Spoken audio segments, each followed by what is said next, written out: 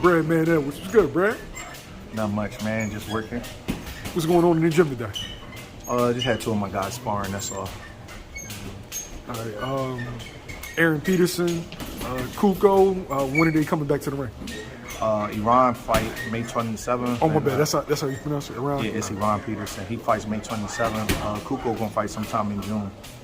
Romeo Cruz, he gonna fight in June. So, you know, they just getting some rounds in with some other guys in the gym. And as far as Julian goes, it's Carlos Adames, right? Yeah, June 24th. Oh, shit, that's a good fight. It's a really good fight.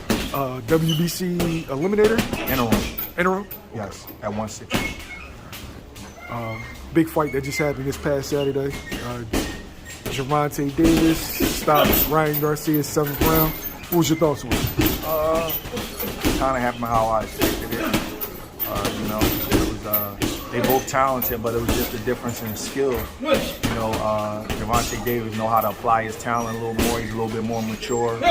You know, he just was a little more of a mature fighter. He had more patience. Ryan Garcia, super talent, but he just start rushing things a little bit, and it cost him a big deal. Cost him a lot. Cost him the fight, actually. He fought a real disciplined round one. I know, but it gotta last more than one round. You know what I mean? It only lasted one round. So the second round, he kind of, you know, he became really. I don't know if he got excited or I don't know what happened, but he just went totally against everything he did in the first round. And his corner gave him good instructions. He told him keep doing what you're doing, the jab and stepping backwards working. I don't know. Maybe he saw something. Fighters see something different inside of the ring, but. He just round two. He just came out totally different, and you know, it took him a long time to kind of recover from the knockdown. It seemed like it took a lot of his confidence away, and then you know, he got caught in the 7th round with that liver shot. You know, that was that. As a trainer, how hard is it to steer a young fighter's focus back in? It can be really hard. You know what I mean? These guys take punches to the head for a living, so you know, and a lot of them, you know. They hyper kids. I don't like to use these terms, ADHD and all that kind of stuff, but you know, a lot of fighters probably had that, you know, and that's why they got into boxing. Their parents get them into boxing or whatever. So it's hard, man. Once you lose focus in the fight and then to gain it back, it's extremely difficult. I mean, it separates the levels of fighters. You know what I mean? Like, if Ryan Garcia had Tank's focus, he might be the best fighter in the world with his talent and his height and reach and everything at 135 or 140, wherever he fights at. Like, that's you know what I mean? So focus is a huge deal, man. It's probably the #1 trait I would want to have in a fighter. Now, he got hit with the body shot. Some people felt like he quit. Some people felt like it was just a debilitating shot. I never been hit with one. I don't know. What's your thoughts on it? I thought it was a legit shot. People say that it wasn't legit. They said it wasn't legit because they didn't see it, and the angle that it came from, you had to see it twice. It was definitely a legit shot. The question is, could he have gotten up? I don't want to call him a quitter. I think that sometimes a fighter can just have enough. Sometimes you can just capitulate. Sometimes you can just surrender. Like, you know what, man, it ain't worth it. You know what I mean? Only he knows if he could have really got up. I just feel like it was a good shot, and you know, it just wasn't worth it to him to go 6 more rounds under that kind of duress. You know what I'm saying? He just he just, you know, that's the best way I can put it. Like, he's already a millionaire, and he's never been the world champion, and that's a hard shot to get up from.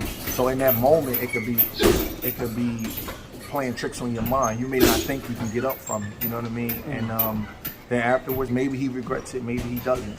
Who knows, you know? But I don't want to second guess him because he's the one who got hit with the shot, and it's it's unfortunate that people questioning his integrity or his livelihood or whatever. I don't think that was I've seen quit jobs. I've seen guys quit, and I don't really call that. I just think he just had enough. Tank's a great fighter. He was frustrated. Things wasn't going his way, and he more or less surrendered. Like, he had enough. Like, you know, I'm not going to die for everybody's enjoyment, and that's fine. You know what I mean? I don't have a problem with a guy saying that. You know what I mean? I just think that the guys that do come back from stuff like that, they need to be applauded. you know, when they try to finish a fight or they try to get up or something like that, I think they need to be applauded.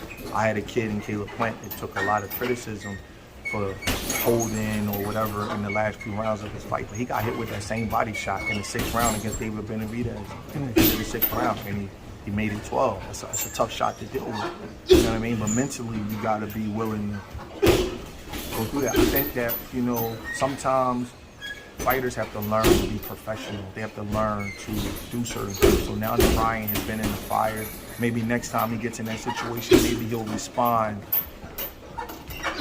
a little bit better, you know. So who knows? But I think that everybody's killing the kid on social media. They're calling him a quitter. They're saying all kinds of stuff about him. I don't want to be part of that, man, because these guys go through a lot. You know what I mean? And he probably feeling awful right now.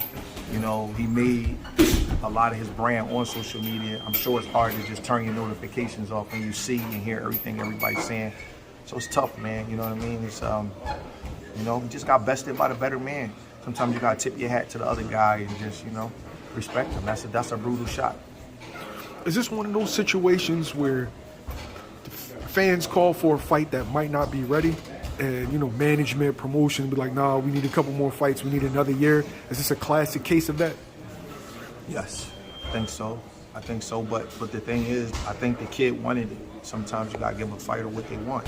You know, he thought he was ready, but that was one of the reasons why I picked Tank, because I didn't feel his matchmaking, you know, was, and I'm not blaming Golden Boy because I think they do a great job, you know what I mean, but I just think that I don't think his matchmaking got him prepared for that moment, you know what I mean?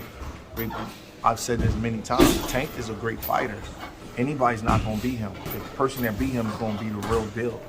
So, you know, I just don't. And then Ryan didn't even take his tune-up in January. Yeah. That was really telling to me. That tells me, you know, he might not love boxing because guys out here is begging for activity. He gets offered a tune-up fight. I'm sure he wasn't going to fight for free. He makes big money.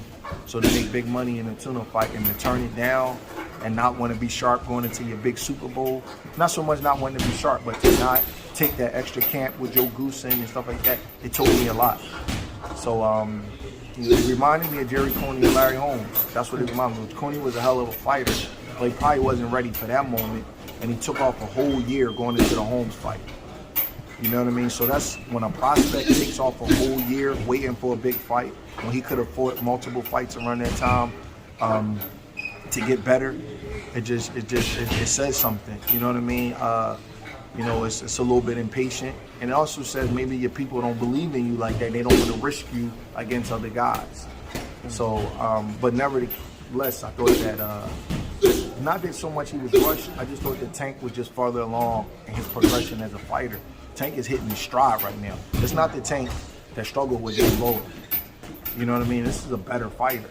You know, this not the guy who even won the world title. Like, this guy right here, the last 3 fights, he's been awesome. Yes, I can't even hold you. Yeah, he's been awesome. So you still 28, 29 years old, right in the middle of his prime. You know, he just at a certain level right now, man. It's going to take a real special fighter to beat him.